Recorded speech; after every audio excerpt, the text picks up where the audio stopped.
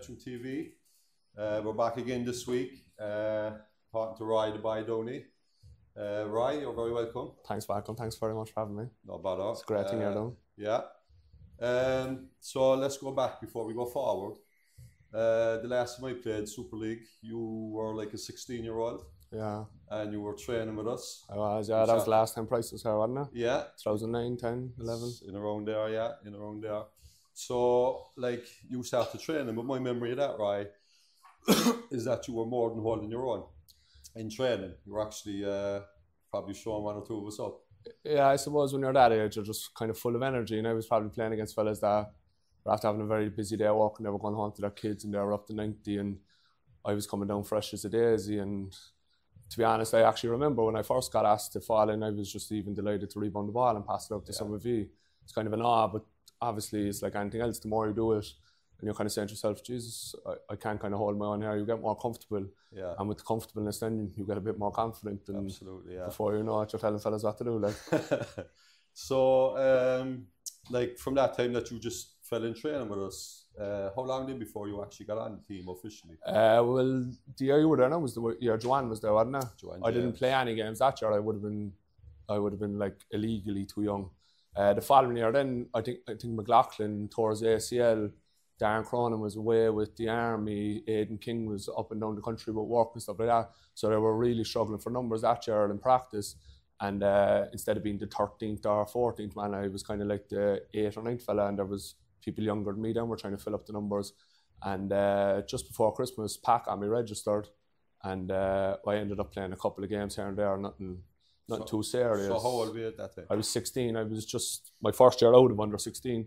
The only reason I remember it is because I was doing my junior cert year. I started training with you, and my dad was killing me for how late we were coming home from training because, as we know, Pat likes to talk a bit after training, and there were some nights it was touching midnight because Noonan used to have to drop me home, and my dad be waiting at the door some nights, and he just said, like, doing the junior cert, this couldn't go on. Like, so the following year then, doing transition year, he was a bit more easy going with it.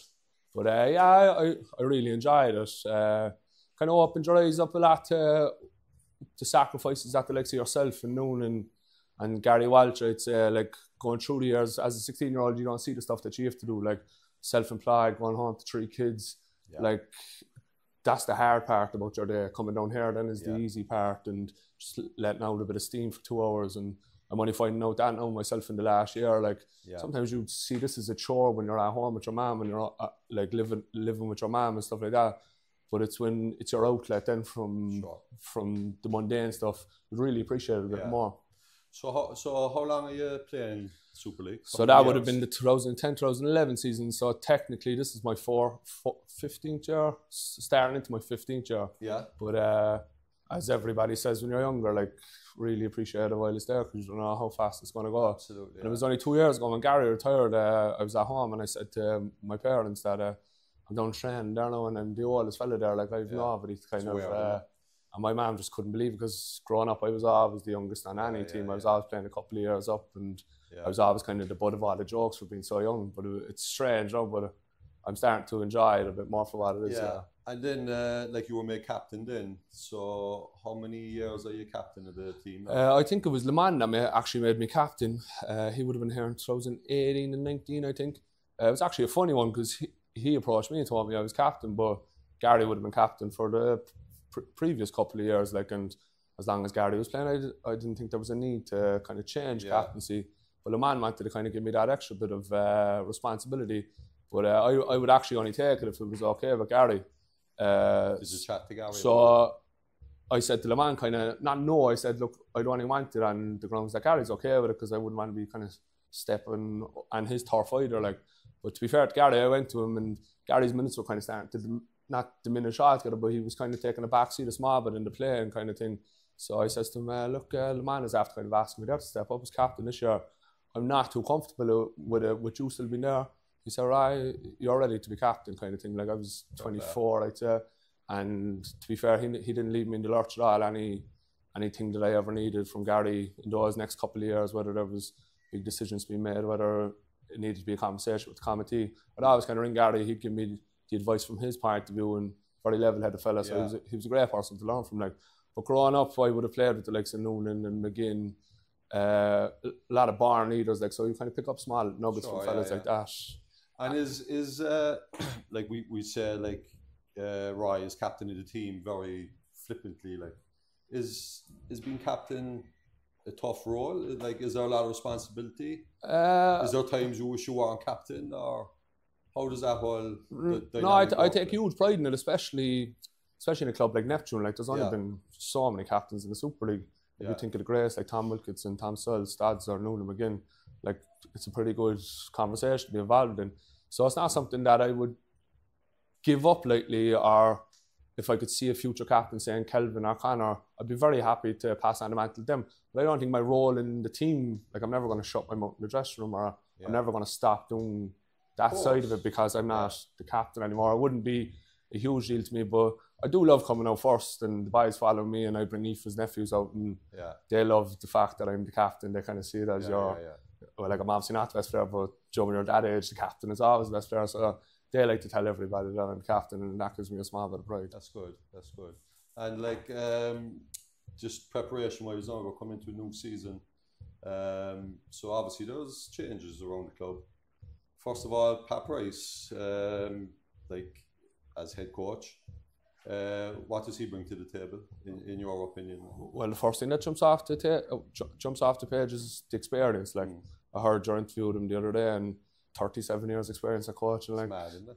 Like 7 years longer than I'm alive. Like, so it's incredible what he's done with every club that he's been at. He's brought success.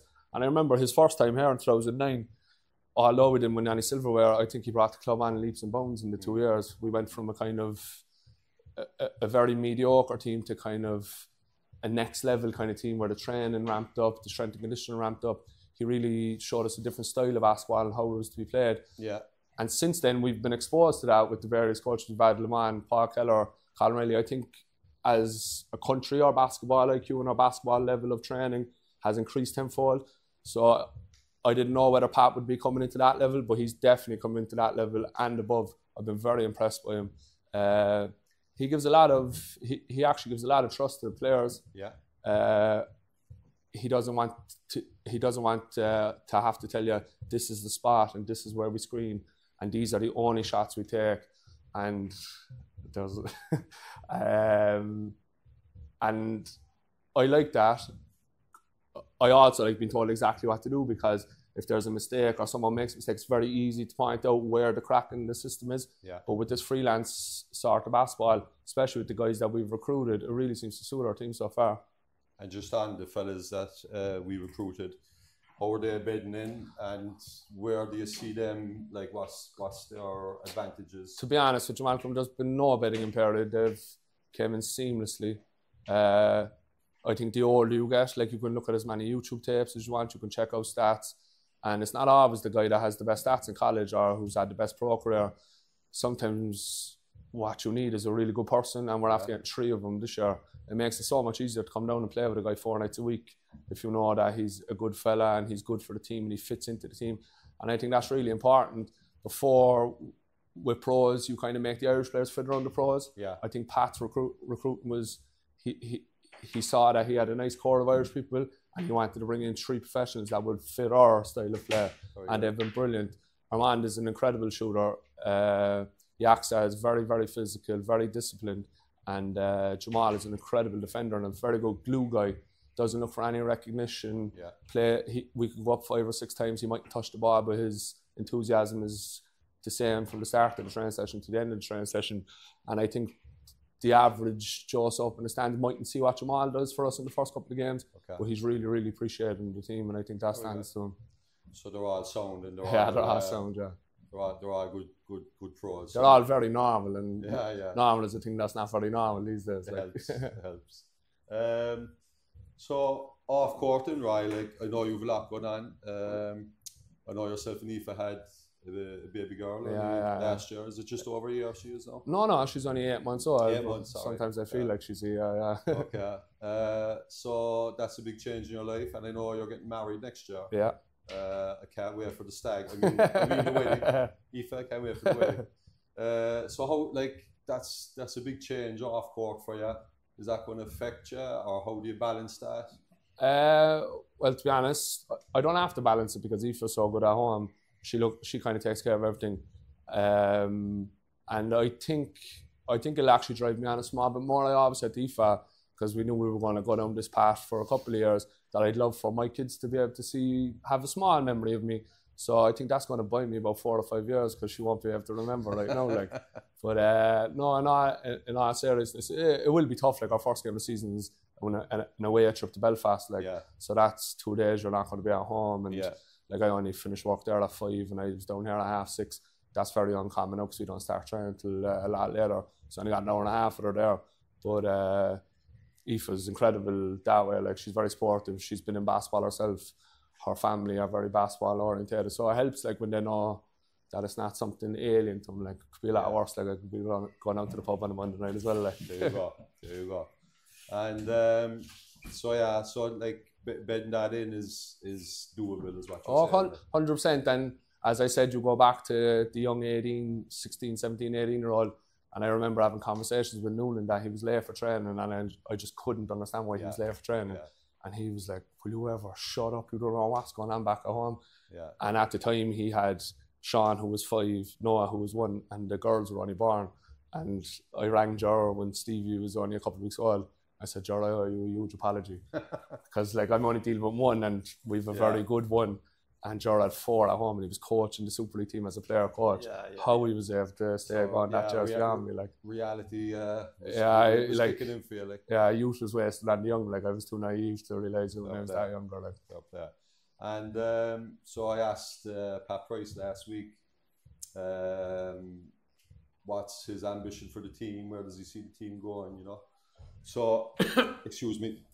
He, like, obviously, like, he was kind of making the point that he's not naive. He knows the big picture of silverware, but he was saying just take it one game at a time, and you know. It's kind of a funny question, and I think we asked it in a couple of meetings at the start of the year last year, and even throughout the year.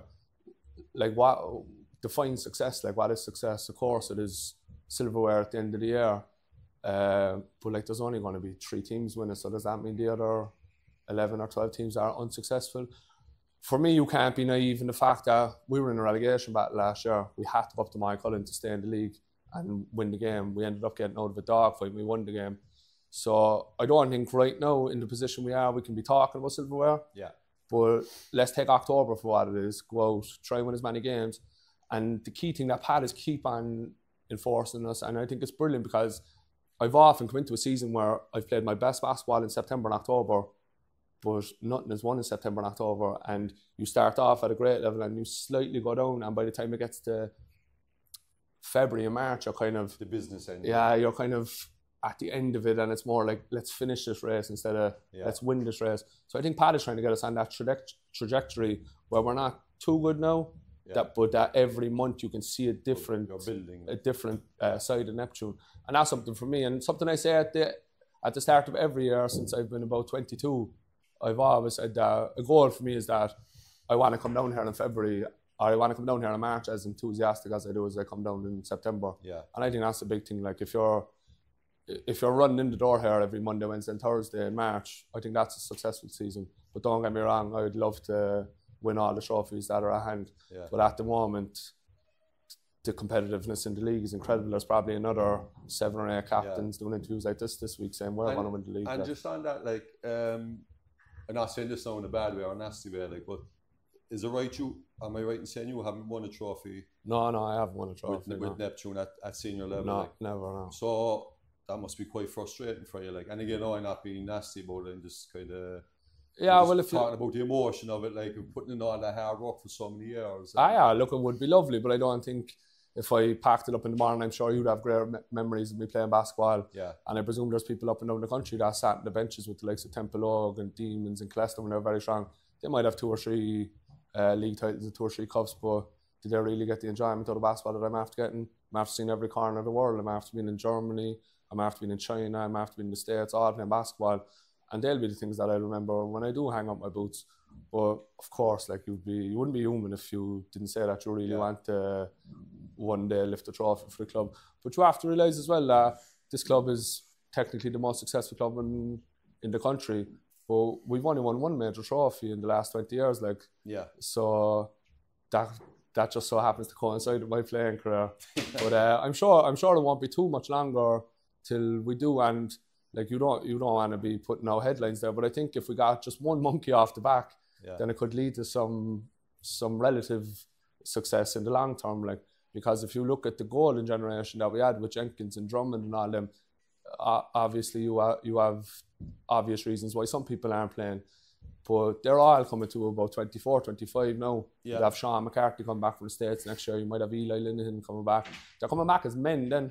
Absolutely, yeah. So they're coming back well-bred and in great shape, and they could be the kind of people that see out my career. And I think there could be a nice little period towards the end of it, you know? Yeah. And like you just mentioned there, just in terms of coming back, like Dara, I saw him in the pre-season tournament. In the Mardyke. Yeah, in the Mardyke 2 weeks ago. He looks like a big asset. Oh, if I was starting a team in the morning, he'd be the first phone call I'd make, because he's been here every night that we're training. He might not open his mouth for 2 hours. He does exactly what he's asked to do. Plays hard defense. He's a great teammate. He's very low maintenance. Like, you don't need to look after him. He does all his own thing. And I think the older you get, you realise how valuable that is. Yeah. And it helps that he's a really, really good basketball player as well. Yeah. I coached him in Billy Kelly years ago, and I got that vibe off him as well. And nothing excites him either. Like, he's like a leader. Like, yeah, he is definitely. Quietly does his business. Like, And then, like, with the likes of Sean coming back and Eli, as you said,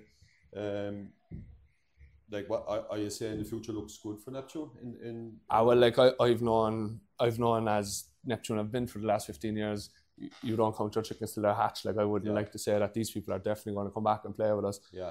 If I'll only believe it once they're on the court to me, but like, if you're looking from a logical point of view, they're all coming into their last years in college, and the natural thing would be to come home and play basketball in Neptune. But these things don't always suffice. Like, you look at Dylan's or Eli's brother, he's still over the States, married with kids, so there's a lot of bridges to go over. But if it did work out like that, then there'd be a lovely core of Irish people to come in. I'd agree, yeah. And again, Pat's idea, bring in the pros to complement the Irish core that are already there. Yeah, very good. So the ambition for the year is just enjoy it. Yeah. And I mean, a cup would be nice, even to get to a cup final. Yeah. It's a special weekend, isn't it? Yeah, the cup kind of annoys me. It's very dramatised in this country, and it's like, if I was personally to pick one, everyone loves the cup because it used to be on RT. But for me, the best team in the country wins the league. Like, you have 24 weekends in a row. Then you have to play a quarter-final, semi-final, final. So you're playing 27 games, and whoever lifts the trophy at the end of that is the best team in the country. Like, to win a cup, you could have 3 very good weekends and you're cup champions. Like, take nothing away from what Demons done last year. They were incredible in the big games that they had to win. Yeah. But they went into that cup final with like 3 league wins and 7 losses. And that just shows you that you could literally show up for those 3 weekends in a row and win the cup. And like, just hit form at the right time. So... Like, it's very unusual for a team like that were kind of low down the league to win it. It usually is one of the top teams. But I'd love to see Neptune win a league. I think the best team in the country wins the league. Keeps you going for the whole year then, and to get a bit of silverware here around April time would be lovely. Very good, very good. Having said that, now I take the cup as well. Well, I was going to say, like, you wouldn't say no, you wouldn't sniff it. So I think we're coming to the end. So, right, thanks very much for your time. No problem. Best of luck for the season. Cheers. And Bye.